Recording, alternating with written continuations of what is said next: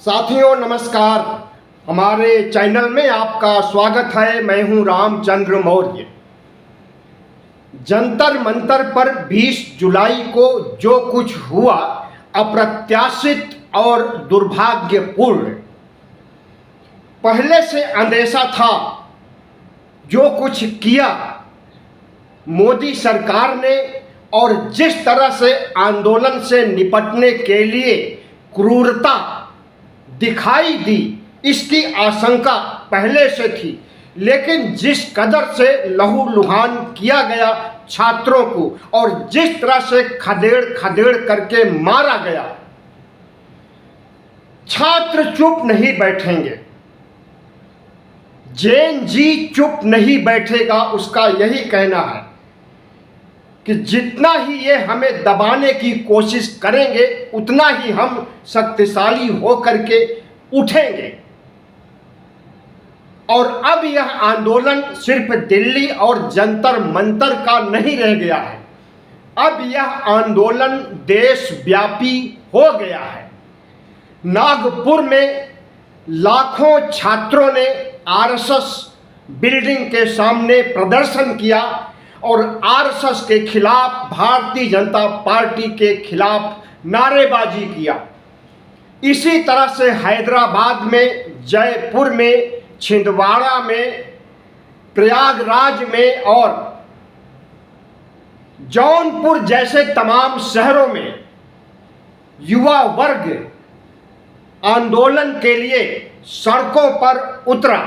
हालांकि देश भर में कहीं भी हिंसा की घटना सुनने में नहीं आई, लेकिन छात्रों को लहूलुहान किया गया, घसीट घसीट करके मारा गया और उन्हें जिस तरह से पैरों से कुचला गया उसके वीडियो आप देख चुके होंगे। देश भर में दूसरी जगह से हिंसा की घटना की खबर नहीं है, लेकिन गोदी मीडिया और यह सरकार जिस तरह से खबरों को दबाती है, हो सकता है कि सफल हो गई हो इन खबरों को भी दबाने में। भारतीय जनता पार्टी को लगता है कि अगर जेन जी शक्तिशाली हो गए और इनके साथ इस देश के 142 करोड़ की सिंपैथी, हमदर्दी हो जाएगी, तब उसके लिए मुश्किलात खड़े हो जाएंगे। इसलिए वह जितनी जल्दी हो सके काकरोच जनता पार्टी को खत्म करने और आंदोलनरत छात्रों को शांत कर देने या उन्हें सबक सिखाने के लिए ठान लिया है।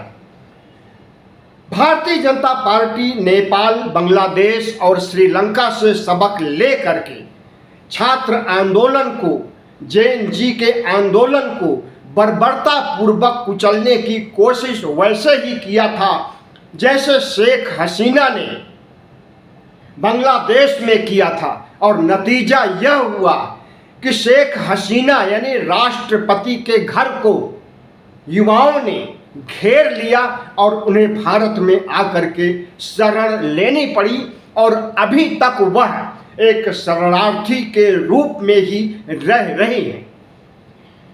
जेन जी के युवाओं का कहना है कि नरेंद्र मोदी को भी उस देश का चुनाव कर लेना चाहिए जल्दी से जल्दी, जहां भाग करके वह शरणार्थी के रूप में अपने जान को बचा सकते हैं। क्योंकि राहुल गांधी ने बहुत पहले धमकी दे दिया है कि जब सत्ता बदलेगी तो देख लेंगे, चुनाव आयोग को भी देख लेंगे, मोदी और शाह दो गुजराती गुंडों को भी देख लेंगे और ब्यूरोक्रेसी में, भारतीय जनता पार्टी में आरएसएस के बड़े नेताओं को भी देख लेंगे।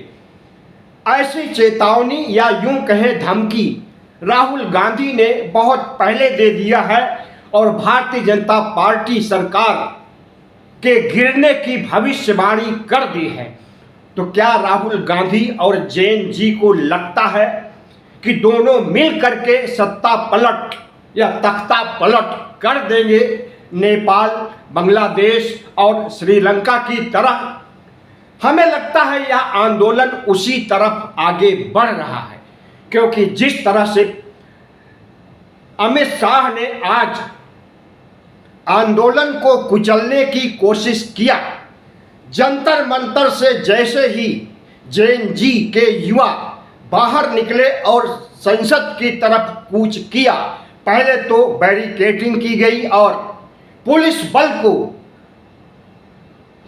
लाखों की संख्या में पुलिस बल को जंतर मंतर से लेकर के केंद्रीय सचिवालय और संसद भवन तक ड्यूटी पर लगाया गया था और उन्हें आदेश दिया गया था कि कोई अप्रिय घटना होने पर छोड़िएगा नहीं। पूरा दिल्ली आज पुलिस छावनी में बनी रही। सिर्फ वीआईपी एरिया ही नहीं, मेट्रो बंद था जनपथ पर, सेंट्रल सेक्रेटेरिएट और मंडी हाउस तक, यानी आंदोलन स्थल से लेकर आगे पीछे 3 स्टेशन तक मेट्रो चलती तो रही, लेकिन मेट्रो में बैठने या मेट्रो से उतर करके बाहर जाने का कोई रास्ता नहीं बचा था। मैं भी उसी मेट्रो में 10:30 बजे फंस गया था।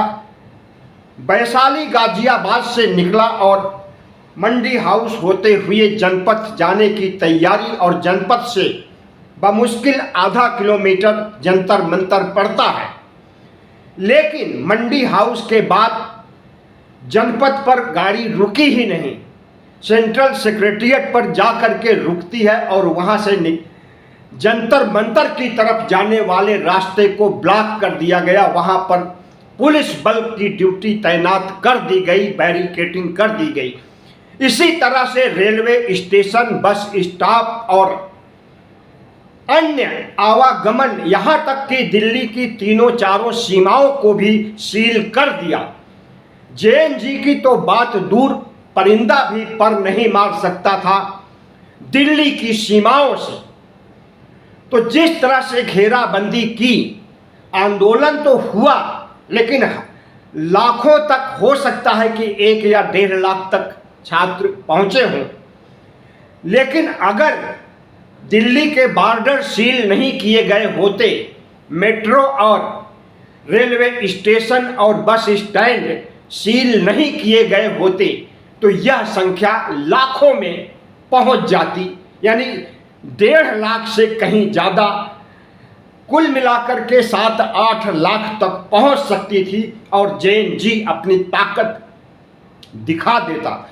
लेकिन जो लोग यहाँ नहीं पहुंच सके, वो जहाँ पर थे वहीं पर आंदोलनरत हो गए और नरेंद्र मोदी, धर्मेंद्र प्रधान और अमित शाह और आरएसएस के खिलाफ नारे लगाते रहे।